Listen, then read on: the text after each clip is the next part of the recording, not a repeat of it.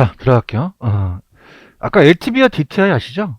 딱 한 1분만 좀 정리를 한번 해볼게요. 딱 1분만. 357페이지로 다시 가시면 딱 1분만 제가 복습하는 것도 좋아요. 357페이지는 그냥 있어요. 이미 대출이 있어요. 그럼 나중에 빼줘야 되죠. 근데 여기는 사업자금 대출은 없잖아요. 그런가요? 그럼 아까 LTV와 DTI 중에서 전 금액이 2억 4천이었죠. 그럼 7천만 빼면 1억 7천이 되는 거죠. 그런가요? 그런데 제 프린트는 달랐죠. 프린트는 그냥입니까? 사업자금 대출이 있습니까? 그건 전체에서 빼는 게 아니라 원리금에서 빼는 거죠. 기억하시죠? 그래서 제가 봤을 때는 뭐 DSR이라는 것도 생겼지만 그건 나중에 요약집에서 해드리는데 얘가 시험제 나온다면 유형이 책이 아니면 제 프린트가 나온다는 얘기예요. 무슨 얘기인지 아시죠? 그래서 이 계산 문제는 두 문제만 잡으세요. 제 거랑 요 책 보면 DTI와 LTV는 거의 문제가 풀립니다. 그래서 보통은 이거를 우리가 숫자만 바꿔서 나오거든요. 그러니까 그렇게 해서 좀 가져가시면 될 것 같고요. 그 다음에 이제 프린트로 가시면은 이제 쉬는 시간에 제가 봤더니 이제 핵심 사를 보시면은 지분금융, 부채금융, 매자닌금융이라는 게 있죠. 근데 이거는 이제 제가 처음 들으시는 분이 좀 많을 것 같아요. 그래서 제가 이거는 다음 주에 전체적인 걸 한 다음에 들어가도록 할게요. 다음 주에 가고요. 왜냐면 이게 내용을 또 알아야 되거든요. 야매도 있긴 한데 야매도 그냥이 돼요. 내용을 알아야 돼요. 알아야 되니까 마지막에 해드리는 게 좋겠어요. 다음 주에 해드릴게요. 매자닌 금융이 야매가 있거든요. 근데 이제 처음 들어오신 분들은 이거 내용을 잘 모르는 상태에서 야매로 풀면 안 되거든요. 다음 주에 해드리려고 하고요. 그래서 제가 고정금리, 변동금리라는 단어가 있죠. 여기까지 시험제가 나와요. 그래서 여러분들이 제가 어디로 유도하냐면 교재로 가시면은 페이지 가셔서 358페이지로 한번 가볼게요. 358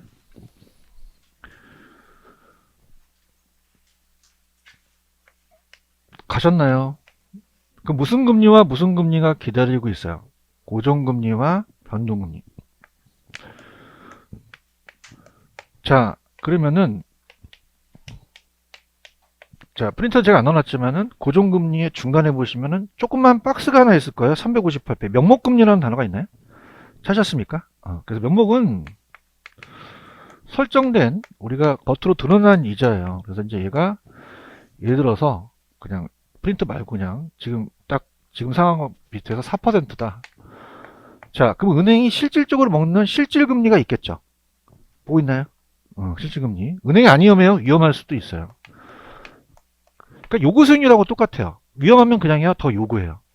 그러면 대출에 대해서 여러 가지 위험이 생기면 더 달라고 하겠죠. 그런가요? 그래서 위험의 대가를 더하고 왜 피쇼 효과의 인플레 아시죠? 그럼 예상 인플레까지 더해야 되는 거죠. 예상 인플레이션, 인플레까지. 자, 그러면은 파란 색깔 2번 고정금리는 대출금리를 요구수준과 비슷하기 때문에 예상일까지 반영을 했어요. 그럼 4번에 보시면은 다른 조건이 동일할 때 변동이 더 높겠어요? 고정이 높겠어요? 왜? 초기 이자가 더 높다는 거는 그만큼 초기에 이자를 변화시키지 못하잖아요. 그런가요? 그래서 초기에는 변동이 높다, 고정이 높다? 고정이 높고요. 그 다음에 다른 것들은 가면 됩니다. 채무불이행 한다는 얘기 들어보셨죠? 자, 요거 니은번만 아마 체크가 되어 있을 거예요. 자, 소득이 감소하거나 사업자가 또한 주택의 담보가치가 하락하게 되면 어떻게 돼요? 대출 원금 회수하지 못하죠? 그러면 그 채무불이행 위험이 커지겠죠. 그죠? 이렇게 보시면 되고. 그 다음에 오른쪽에 금리 위험과 조기 상환 위험은 제가 이따가 같이 연결시켜 갈 거고, 유동성 위험도 다음 주에 할 겁니다. 법적인 거는 뭐 법적으로 바뀌기 때문에 이런 게 되고요. 그럼 양보로 3번에 가시면 고정금리 저당 대출의 특징이라는 단어가 있나요? 잘 보세요. 여기서 말하는 건 뭐냐면 이렇게 돼요.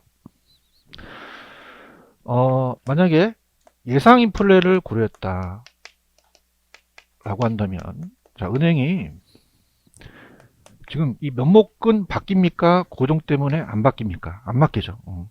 그런가요? 만약에 1%를 예상했다면 3%가 실질 금리가 되겠죠. 그럼 이거는 명목에서 예상을 빼요. 명목에서 예상을.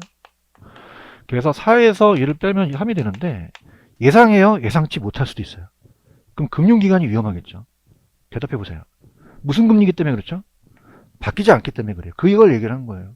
그래서 예상치 못하는 인플레이션이 1% 됐다면 은행이 실질금리가 하락하게 되는 거죠. 그런가요? 그럼 어떻게 돼요? 예상보다 실제가 더 안 커졌어요? 실제가 더 커졌어요? 그러면 자, 대출 기간이 은행이 그냥입니까? 손해를 봅니까? 손해를 보고 차입자가 이익을 보겠죠. 지금 교재 보고 있나요? 자, 봐봐. 1번. 그냥이야 예상치 못했어. 지금 보고 있어요? 발생했다. 그러면 기대보다 실제가 더 커졌죠. 그럼 대출 기간에 실제 인플레이션만큼 추가로 이자를 반영하지 못하잖아요. 그래서 유리해져요? 불리해져? 그럼 어떻게 돼요? 대출 기간은 그냥이다. 손해다. 차입자는요. 이익이라는 단어에 체크가 돼 있죠? 기출이 됐었고요. 파란 색깔 위주로 갈게요. 4번을 보세요. 4번을 보시면은 자, 차입자 입장에서는 금리 상승을 예상이라는 단어가 있나요? 찾았습니까? 그럼 차입자가 금리가 막 상승할 것 같아요. 예상합니다. 그럼 여러분 생각해 보세요. 그럼 바뀌는 게 나아요? 안 바뀌는 게 나아요? 안 바뀌는 게 낫죠. 그러면 어떤 문제가 날까요? 자, 시장 금리가 막 상승할 걸 예상한다면 금리 변동 위험을 줄여야 되죠? 그런가요? 그럼 어떤 대출을 이용하는 것이 유리하다? 고정 대출을 되는 게 유리한 것도 기준에 나왔다는 얘기예요. 이해하셨죠? 그 다음에 밑에 문제는 예전에 풀어보셨죠? 풀어봤고 오른쪽 갑니다. 변동이라는 단어가 있나요? 자, 그러면은 프린트를 한번 보세요. 프린트 보시면은 자, 일단 프린트로 가시면은 이제 프린트가 초기의 금리는 대출 금리가 변동이 높아요, 고정이 높아요. 고정이 초기가 금리가 높죠. 그래서 대출 시점에서는 왜 인플레를 가산해야 되니까 대출 시점에서는 변동이 높다, 고정이 높다. 고정이 높죠. 지금 보고 계셔요? 그래서 제가 쉬는 시간에 또 책을 갖고 들어가서 야매를 한번 만들어 봤거든요. 근데 먹힐지 모르겠어요. 그래서 숫자를 책에다가 교수실에다가 1서부터 9까지 적었거든요. 얘는 9%랑 약간 비슷할 것 같아요. 따라서 9%. 얘는 좀 8%랑 비슷할 것 같아요. 안 먹혀. 접어야겠다. 여러분들 마루타인데 내일 쓰면 큰일 나겠다. 아시겠죠? 그죠? 그럼 8이 커요? 9가 커요? 9가 크죠? 아유, 미치겠다. 쓰면 안 되겠다. 자. 그럼 고정 높겠죠? 이해하셨습니까? 초기에 누가 높다? 고정. 왜냐면 인플레를 가산해야 되잖아요. 안 바뀌니까. 가잖아. 이해 갔어요? 그 밑에 조그만 그 글씨가 여러분들 밑에 보시면은 시장이 크고 저당이 크다는 글씨가 하나 있죠? 이거 가볼게요. 그럼 고정은 바뀌어요? 안 바뀌어요? 그럼 8이고 얘가 7이니까 얘가 더 높죠? 그러면 우리가 어떤 일이 벌어지냐면 자, 밑에 보시면은 이렇게 가로쳐서 저당이자율이라는 8% 보고 계십니까? 지금 보고 계셔요? 그럼 이 저당이자가 바뀝니까? 안 바뀝니까? 안 바뀌어요. 그럼 어떤 일이 발생되느냐 우리가 보는 거죠. 그러면 저당이자율이 8%가 바뀐다, 고정돼 있다. 그럼 시장 상황이 바뀔 수도 있죠, 여러분들. 그런가요? 그럼 봐봐. 우리가 보게 되면 첫 번째는 그냥이야 시장 이자율이 높죠. 지금 보고 계셔요? 그러면 여러분들 시장 이자율이 높게 되면요 차입자는 조기 상환을 할까요? 기존 융자를 유지하려고 할까요? 유지하려고 하죠. 옆에 있는 거 그냥 읽어주시면 돼요. 무슨 얘기인지 아시겠죠? 그죠? 높아지니까 편하게. 그럼 차입자는 그냥이야 기존 융자를 유지하려고 그래. 이게 시험에 나왔거든요. 그렇죠? 근데 대출자는 반대죠. 대출자는 어떻게 하려고 그래? 조기 상환을 유도하려고 하겠죠. 빨리 좀 조기 상환을 하라고 그러겠죠. 그런가요? 조기 상환 유도하죠. 그래서 그냥이야 잔고를 할인시켜요. 자, 여러분 들어보세요. 이건 조기 상환 할까요? 조기 상환을 안 할까요? 안 하고 기존 대출을 계속 유지하려고 하죠. 그런가요? 그럼 그냥이야 VIP쇼를 모셔야 돼. 그냥이야 커피에 약을 타서 오랜만에 웃었다. 오랜만에 잔고를 할인시킨다고 꼬셔요. 그래서 얘가 안 믿거든요. 그러면요 우리 시험 문제가 어떻게 나왔냐면 그러면 조기 상환을 해요? 조기 상환을 안 해요? 안 하죠. 그러면 그만큼 얘가 이자 수익이 낮아지잖아요. 그런가요? 그럼 대출자는 수익이 높아질까요? 수익이 낮아질까요? 낮아져. 따라서 이자율 위험, 금리 위험이 생기거든요. 우리가 배웠던 거고. 이자율 위험이나 우리가 금리 위험 앞에 다 나옵니다. 근데 중요한 거는 밑에 두 번째예요. 다음에 조기 상한 위험. 자, 이건 어떨까요? 지금 저당이 높을 수 있죠. 그럼 그냥입니까? 시장 이자가 하락합니까? 그러면 얘는 가만히 있겠어요? 다른 대출로 갈아타겠어요? 조기 상환하겠죠. 여기 시험 문제 나와요. 그런가요? 그럼 시장 이자가 상승했을 때, 하락했을 때, 하락하죠. 3%까지. 그러면 차입자는 어떻게 하니? 그냥 읽는 거 읽어주면 돼요. 차입자는 어떻게 해요? 조기 상환하죠. 아니, 어디 하는지는 몰라요. 알죠? 무슨 상환한다? 자기가 재융자 하려고 하겠죠. 그렇죠? 조기 상환. 그래서 우리가 재융자를 한다는 거죠. 그러면 대출자는 아까 커피에 약을 타듯이 그냥 해야 뭐 장치를 해놔야 돼. 자, 담보대출 받으신 분들 왜 조기상환 수수료라는 얘기 들어보셨나요? 페널티를 부과할 수밖에 없다는 거죠. 그런가요? 조기상환 우리가 수수료 부과.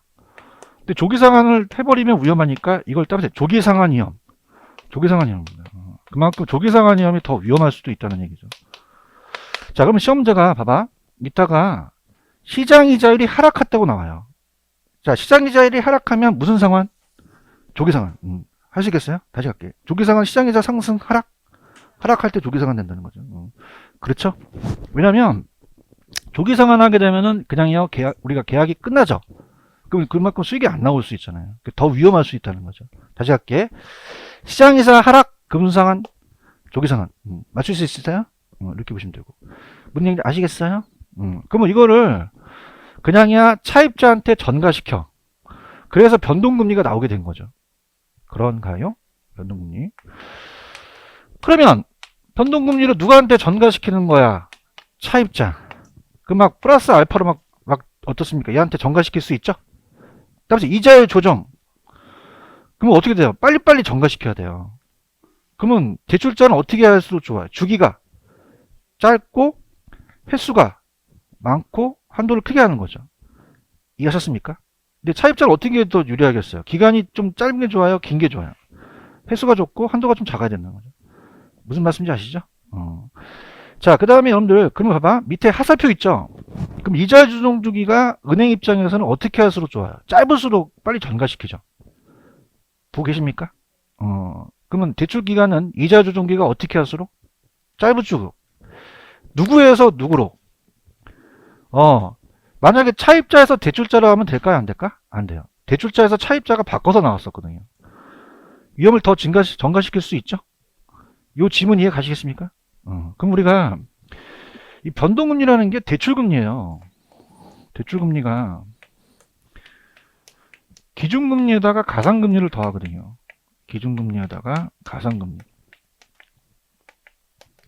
그래서 기준금리가 우리가 거기 보시면 여러분들 기준금리에 변동이라고 돼 있죠? 얘가 변해요. 변동. 그래서 지표금리입니다. 자, 그러면은 자, 제가 예전에 얘기했었는데 은행은 어떻게 여러분들이 대출을 이루어지냐면 갑돌이가 1억을 예치해요. 그럼 예금금리를 주죠. 그럼 가만히 갖고 있어요? 담보대출 해줘요. 그러면 을돌이한테 해출하게 되면 대출금리를 받잖아요. 그러면 예금금리가 더 크겠어요? 대출금리가 더 크겠어요? 대출금리 크겠죠. 그런가요? 그러면 제가 이 기준금리는 따라서 예금금리, 예금금리로 제가 적용한다고 얘기했었잖아요.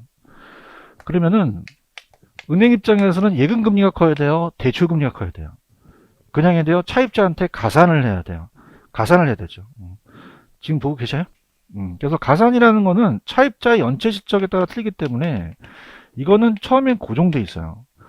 그럼 변동한다는 거는 가산이 바뀌어요? 기준이 바뀌어요? 기준이 바뀌죠. CD 있어요? CD? 따라서 양도성 예금증서 기억나시죠? 그죠? 거기에 대한 게 CD는 몇 개월이라고 되어 있죠? 3개월. 코픽스 있어요? 영어로 적으세요. 코픽스. 코픽스는 얼마큼 길어요? 6개월에서 12개월로 길게 하게 되는 거죠. 찾았습니까? 그러면 CD하고 코픽스는 영어도 봤을 때 그냥이야. 코픽스가 더 길어. 그럼 더 길다고 가져가세요. 알겠어요? 자, 이런 따라서 기준금리. 얘가 바뀌면 얘도 바뀐다는 거죠. 이해하셨죠? 그죠? 그러니까 나머지 거는 제가 다 했었는데 일단 예전에 했었던 거는 뭐 코픽스도 어떻게 됩니까? CD하고 또 금리가 인상했을 때 하락했을 때 얘기했었죠? 근데 기준만 제가 얘기할게요. 자 보세요. 차입자가 금리가 상승한다고 예상되면은 변동이 났나요? 고정이 났나요? 고정이 났고요. 그렇죠. 그럼 변동은 차입자가 위험할 수 있잖아요. 그럼 차입자를 보호해줘야 되죠. 따라서 금리 상한선, 상한선을 적용시키는 거죠. 상한선. 그래서 상한선을 적용시켜서 그 이상 못 올려받아요. 거기까지만 기출이 됐거든요. 나머지 이제 1, 2월 달에도 다 했는데 그 정도만 보시면 돼요. 아시겠습니까? 그러면 자 넘겨보세요. 출제 포인트로 갑니다.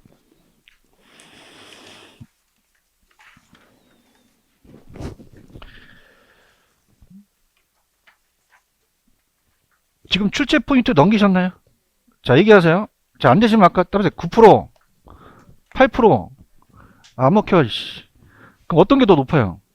고정이 높죠. 고정이 예상 인플레를 더 가산해야 되니까. 지금 보고 있나요? 고정이 대출 시점에서 초기 금리가 낮다, 높다. 변동이 낮죠. 이게 첫 스타트예요.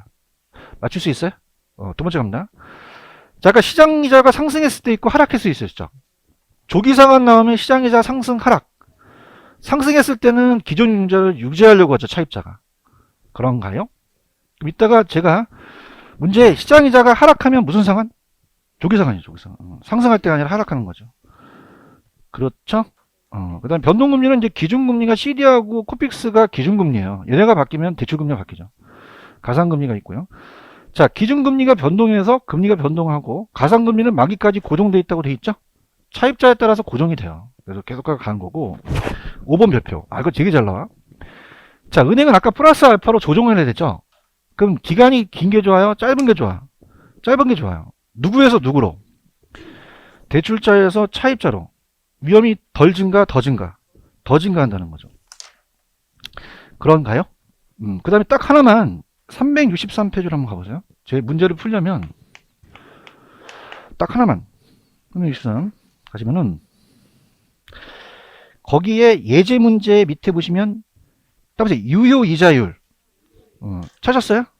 노안이 보시면 좀 안 보실 텐데 명목이 동일하더라도 이자 계산 기간이 짧을수록 유효 이자율이 높아진다라는 단어가 있나요?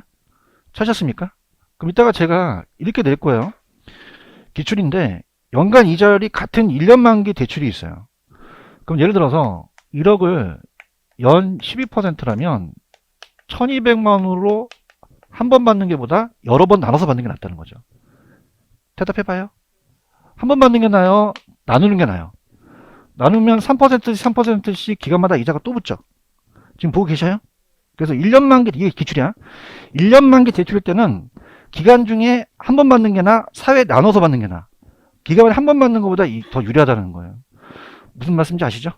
됐습니다. 자, 5번 풀어보세요. 5번 스타트.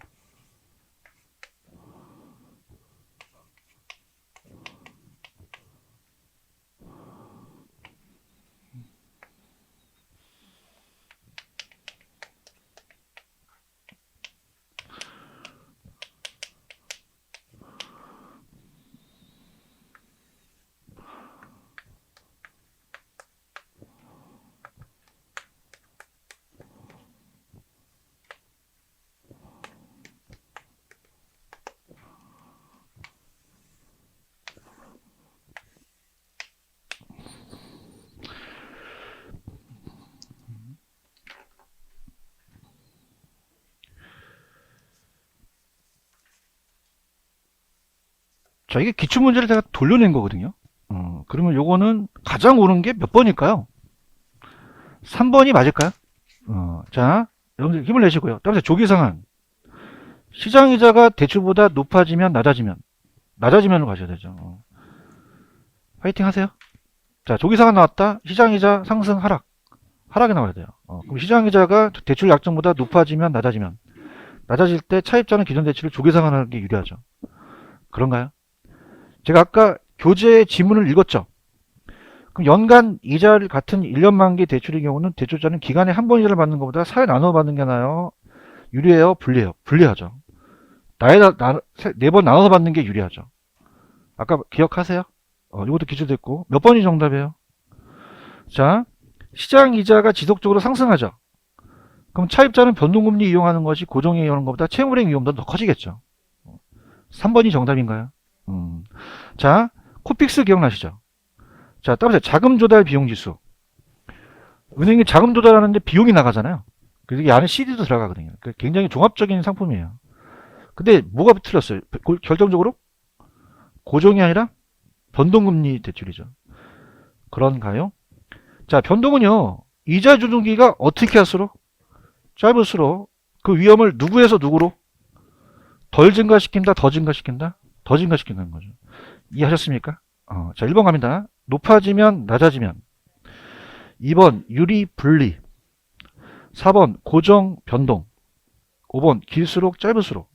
이게 이제 다 고쳐준 거죠. 무슨 말씀인지 아시죠?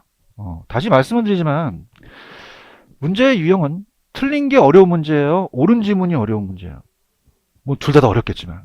그래서 이건 기출문제집을 다 모아놓은 거거든요. 그래서 제가 옳은 걸 다 고쳐봤어요. 그러니까 여러분이 이거 테스트 하셔야 됩니다. 무슨 말씀인지 아시죠? 요것만 완벽하면 고정과 변동이 다 끝나거든요. 근데 예전에 제가 1, 2월 달에 뭐 금리 하락한다, 뭐 그것까지 다 얘기했는데, 그것까지는 좀 출제가 되진 않아요. 그래서 요 정도만 보시기 바랍니다. 아시겠죠? 그 다음에, 자, 핵심 6으로 갑니다. 자금의 상환 방법이라는 게 있을 거예요. 자, 핵심 6에 자금의 상환 방법 찾으셨습니까? 별표 3개 치십시오. 무조건 뜹니다.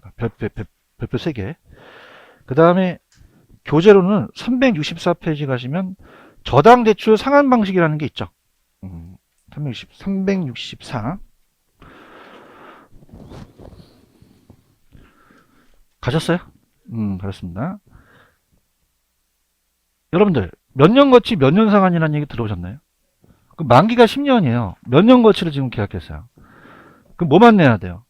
이자만 내야 되죠. 그렇죠? 그럼 그냥 이제 상환을 해야 돼요.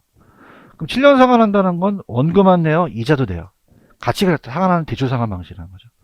그렇죠? 근데 따라서 원금 만기시 상환. 이건 그냥이야 나중에 원금은 만기 갚죠? 그럼 그건 계속 이자만 낸다는 얘기예요. 거치기간이 없었다는 거죠. 무슨 얘기인지 아시죠? 그럼 자, 이게 그러면 이 상환 방식이 세 가지가 있어요. 따라해보세요. 원금 균등 상환, 원리금 균등 상환, 최증식 상환이 있죠. 그래서 이 두 가지가 이제 특히 이제 세 가지를 비교할 수가 있고요. 계산 방식이 원금 균등과 원리금 균등인데, 오늘 저당 상수 기억나시죠? 저당 상수는 원금 균등 상환 때 써요, 원리금 때 써요. 원리금 때 쓰죠. 원금 때 쓰는 게 아니죠. 그렇죠? 그래서 세 가지를 이제 제가 비교하고, 교재는 뭐 엄청나게 했으니까 제 그 프린트로 이제 마무리를 해볼게요. 자, 지금 프린트로 보니까 딱 한눈에 지금 보이죠? 자, 그래서 갑니다. 그러면은 다 고정금리를 가지고 예상을 해볼게요. 고정금리. 그래서 고정금리니까 조건은 다 똑같습니다. 금액을 좀 작게 갑니다. 또 크게 하면 또 헷갈리니까 융자액을 1000만원으로 잡아봤어요. 1000만원이다. 1000만원. 융자 기간을 10년으로 한번 잡아볼게요. 변동이에요? 고정이에요? 고정이죠. 연 10%로 잡았습니다. 자, 그러면은 상환하는 대출 상환 방식이 다 똑같다, 다르다? 달라요. 근데 우리 시험 문제는 딱 하나만 젊은 층이라는 게 나옵니다. 젊은 신혼부부는 소득이 많아요, 소득이 적어요? 아니, 초기에. 적죠. 자기는 많은가 봐. 초기. 초기는 이제 신입사원이잖아요. 그렇죠? 그럼 초기에는 그냥이야 조금 내. 최증식이라는 거 들어보셨죠? 그러니까 젊은 신혼부부 같은 건 최증식 쓴다고 나오거든요. 그 다음 이제 원리금과 원금 균등이 있어요. 그럼 들어가 볼게요. 신혼부가 소득이 많다라는 건 자기 할게요. 그러면은 따라해보세요. 원금 균등. 원금이 균등하다는 얘기잖아요. 그죠? 원금 균등. 원금 균등 상환 방식. 뭐가 균등하다는 거야? 어떻게 알았어? 저 있어, 켜져 있잖아. 썰렁하네, 진짜. 이거는 원리금이 균등해요? 원금이 균등해요? 원금이 균등한 상환 방식이라는 거죠. 그런가요? 원금 균등. 그럼 원금만 내겠어요? 이자도 내겠어요? 이런 되죠. 근데 가장 중요한 거는 저 이자율이라는 건 상환된 금액의 정식가요? 남아있는 금액의 정식가요? 그러면 점점 이자가 줄 수밖에 없는 거죠. 그런가요? 그럼 우리가 딱 생각하는 게 초기에 그냥이다 이자가 제일 많고 점점 이자가 줄겠죠. 그런가요? 그러면 물어보는 거는 원금 균등보다 여기를 물어보겠죠. 초기에 그냥입니까? 원리금이 많습니까? 많고 점점 줄어드니까 이자와 원리금을 물어볼 가능성이 크죠. 무슨 균등이라는 거는 나와 있으니까 원금 균등이라는 거. 그렇죠? 전체적으로 본다면 체증식이겠어요? 체감식이겠어요? 체감식으로 점점 전체 금액이 줄어든다는 얘기예요. 그런가요? 아까 저당상수 기억나시죠? 네, 원리금 균등 상환할 때 쓰는 거죠. 그래서 우리가 원리금 균등 상환 방식입니다. 상환 방식. 뭐가 균등하죠? 어떻게 썼어요? 써 있잖아요. 그럼 원리금이 균등하다는 얘기죠. 근데 원리금이 균등하다는 거는 그냥이야 다 알고 있어. 다 알고 있어서 그 안에 차지하는 원금과 이자를 물어볼 수 있다는 거죠. 자, 그래서 원리금이 균등하죠. 그러면 뭘 물어보냐? 여기 안에 차지하는 이자와 원금인데 들어보세요. 그냥입니까? 초기는 상환이 안 됩니까? 안 됐죠? 됐어 안 됐어? 안 갚았지? 그럼 잔액이 제일 클 거 아니에요. 그럼 그냥이야 이자가 제일 높죠. 오케이? 이해하셨어? 이자가 그냥이야 초기에 많고 점점 줄겠죠. 이거 이해하시겠습니까? 그러면 끝났다. 여기 누구야? 얘는 누구야? 원금이겠죠. 그 원금은 점점 늘어난다라는 게 다르다는 거죠. 이해하셨죠? 그죠? 그래서 다시 한번 갑니다. 얘는 뭐가 균등하죠? 나만 알아? 다 알아? 다 알죠. 직접 적혀져 있으니까. 그걸 모르겠어요? 이자와 원리금을 모르겠어요. 그죠? 둘 다 준다는 게 중요한 거죠. 그렇죠? 자, 얘는 그냥입니까? 원리금 균등입니까? 원리금이 균등하다는 건 적혀져 있죠. 그걸 물어보겠어요? 안에 이자와 원금을 물어보겠어요? 그렇죠. 오케이. 그럼 이자는 어떻게 된다? 줄고 원금은 늘어난다는 거를 생각해 보셔야 되는 거죠. 아시겠죠? 그래서 이제 계산 방식이 나오는데 계산도 야매가 있어요. 근데 이제 일단은 천천히 한번 들어보세요. 100만 원에서 10년 상환입니다. 연 상환할 수 있고 월 상환할 수 있겠죠. 월은 여기다 12개로 또 나눠줘야 돼요. 그런가요? 자, 그럼 우리가 10년 상환을 합니다. 이렇게. 자, 그러면은 원금을 갚아 나가요. 100만 원. 그냥 해야 이자도 내야 되죠.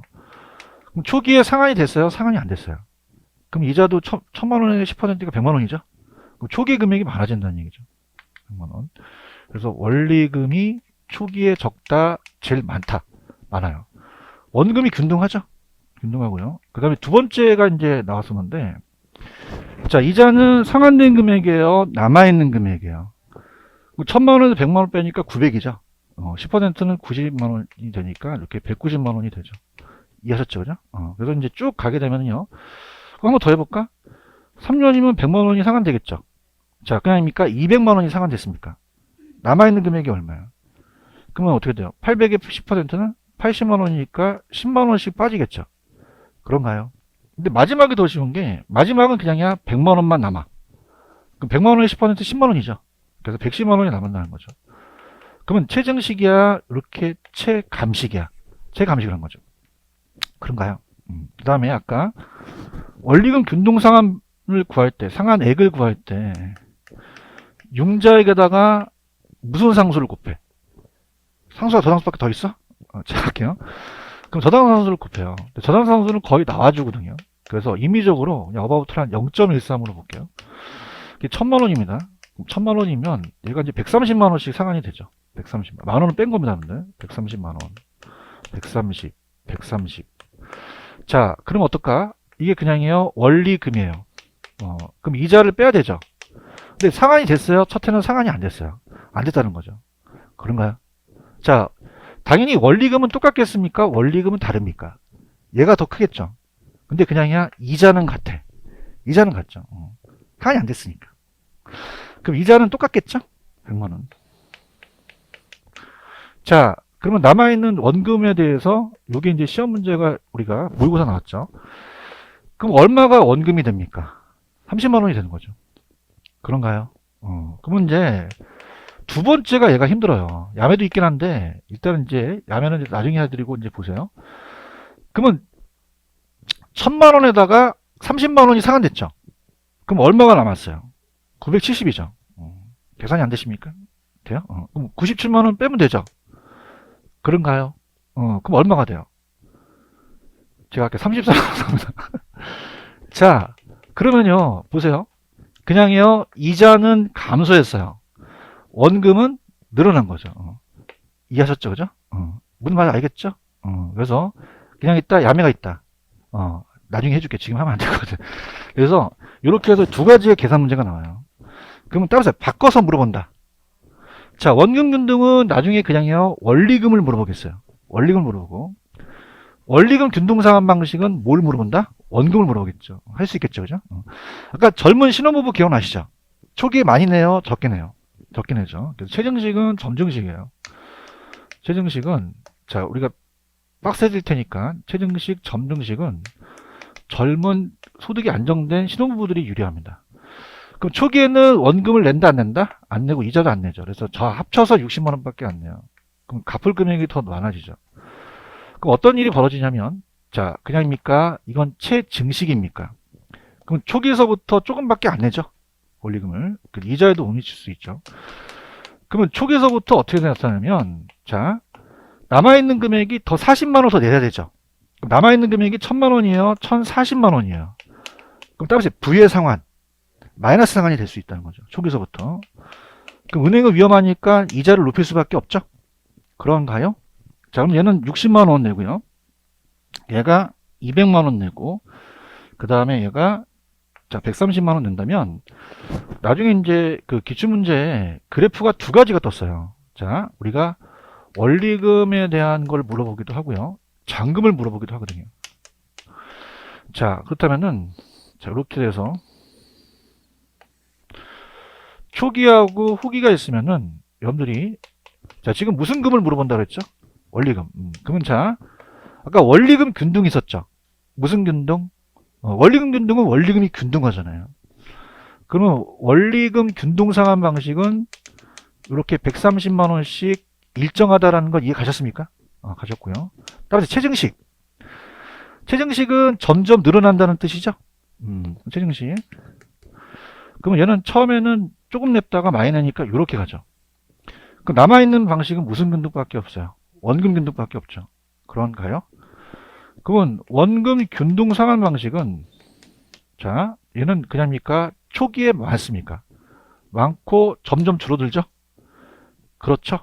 그러면 차입자와 대출자가 똑같겠어요? 다르겠어요? 다르죠. 그럼 차입자 입장에서는 얘가 그냥입니까? 부담이 제일 높습니까? 높고 얘고 얘죠. 근데 대출자는 그냥요 원금을 빨리 회수할 수 있죠. 원금 회수 위험은 좀 줄겠죠. 자 나중에는 그냥입니까? 이게 바뀝니까? 바뀌고 따라서 잔금 요게 이제 그래프가 좀 어렵게 나왔어요. 들어보세요. 자 초기에서부터 후기라면 그래프가 약간 좀 여러분한테 어려울 겁니다. 자 따라서 원금 균등. 원금 균등은 그냥요 원금이 균등해요. 그럼 잔액도 일정하게 떨어지죠.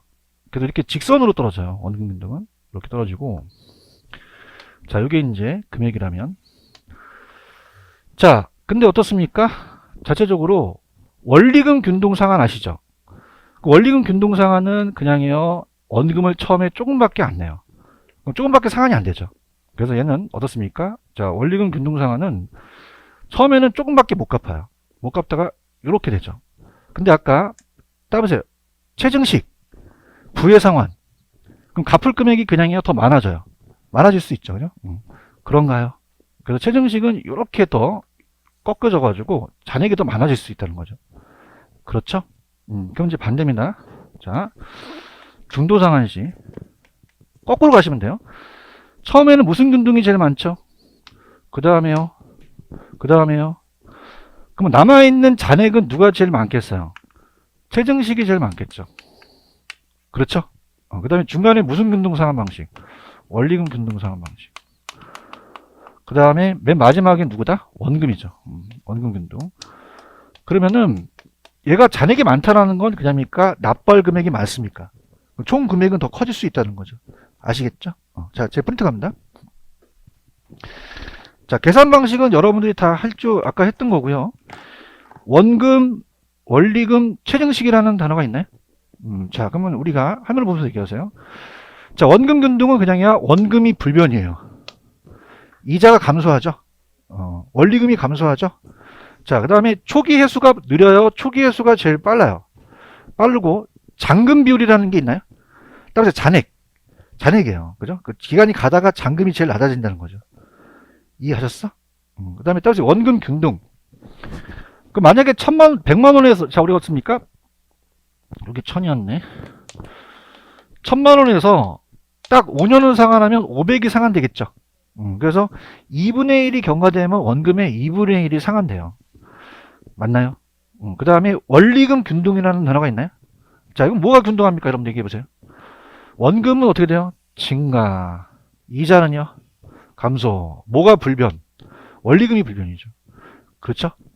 자, 얘는 좀 기간이 적게 걸리겠어요? 좀 많이 걸리겠어요? 많이 걸리죠. 그래서 반이 상환하는 기간이 따로 3분의 2 기간. 3분의 2 기간이 지나야 1000만 원에 500만 원이 상환이 되거든요. 그러면 기간이 짧다, 더 길다? 길고요. 최증식 있어요? 최증식은 미래 늙은 젊은 부부예요. 그 다음에 어떻게 나왔었냐면 보유 예정 기간이 긴 차입자한테 불리하거든요. 그죠? 그럼 보유 예정 기간이 길어야 돼요? 보유 예정 기간이 좀 짧아야 돼요? 짧았죠. 그러면 길어야 돼? 짧아야 돼? 짧죠. 이해하셨어요? 그 따라서 젊고 짧고 늙고 길고 찍으면 안 돼요. 얘는요. 젊고 짧고 찍으셔야 돼요. 초기 회수가 빨라요? 초기 회수가 느려요? 나중에 잔금이 많이 남죠? 잔금률이 높고요. 그 다음에 상환 초기서부터 무슨 상황이 나타난다? 부의 상황이 나타나는 거죠. 그런가요? 그 다음 밑에 1, 2번 별표. 1번 갑니다. 대출 초기에 상환액이 많은 순서라는 단어가 있죠. 그럼 누가 제일 많겠어요? 불러보세요. 원금, 원리금, 최증식이 되겠죠. 그렇죠. 그 다음에 아까 여러분들 봐봐. 따라서 DTI, 총부채 상환 비율이라는 거 기억나시죠? 그래서 그것이 연소득에 대해서 원리금이니까 이 DTI도 얘가 잘 높고 이렇게 순서로 가요. 그 다음에 이번에 가시면 중도상환시 융자 잔액이라는 단어가 있나요? 따라서 잔금 비율. 기간이 지나면 잔액이 적어지죠? 그럼 잔금 비율은 잔액을 얘기를 해요. 그럼 잔액이 제일 큰 건 누구? 최증. 그 다음에 원리금, 원금이 되겠죠. 이해 가셨죠? 그 다음에 조금만 더 추가적으로 간다면, 넘겨보세요. 체계에서 간다면, 368페이지, 똑같지만,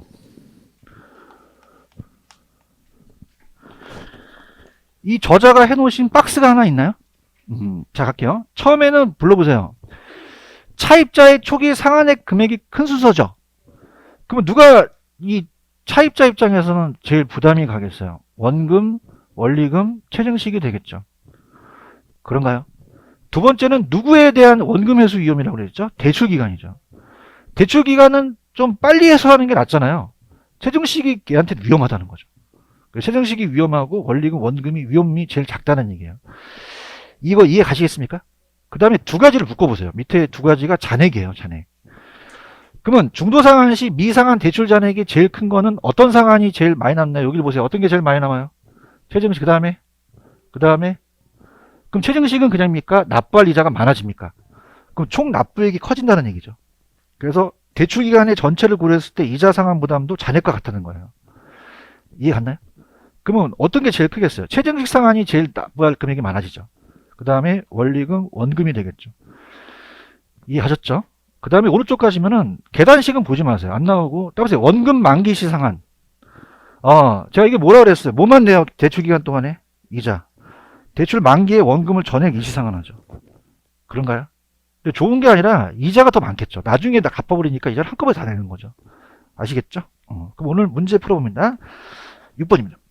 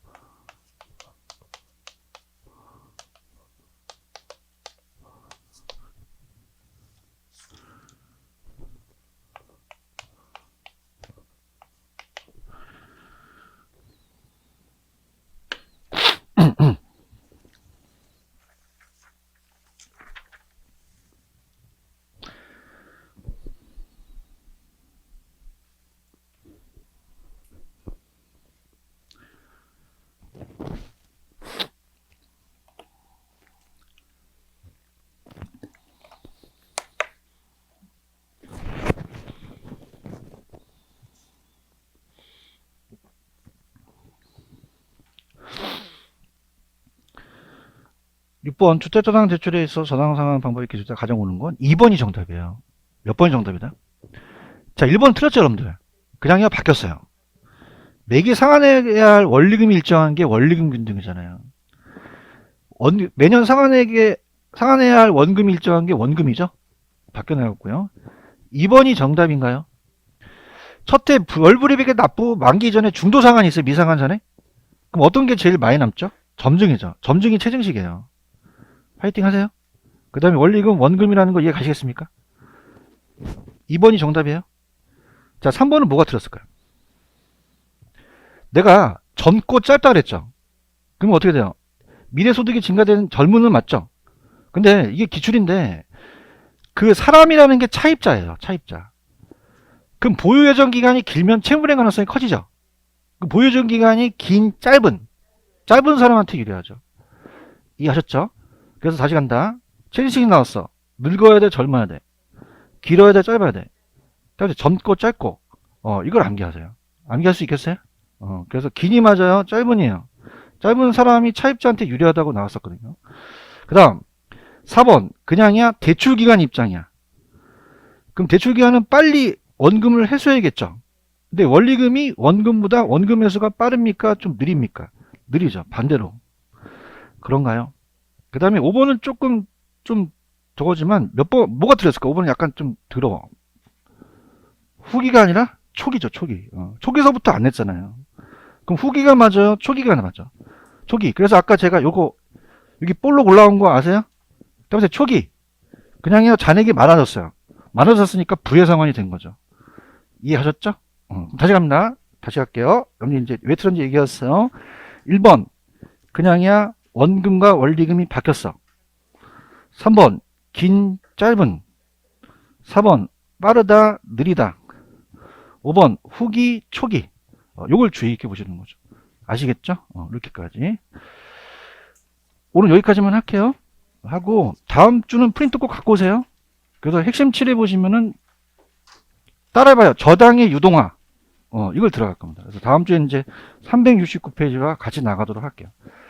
오늘 여기까지만 하겠습니다. 여러분 수고하셨습니다. 감사합니다.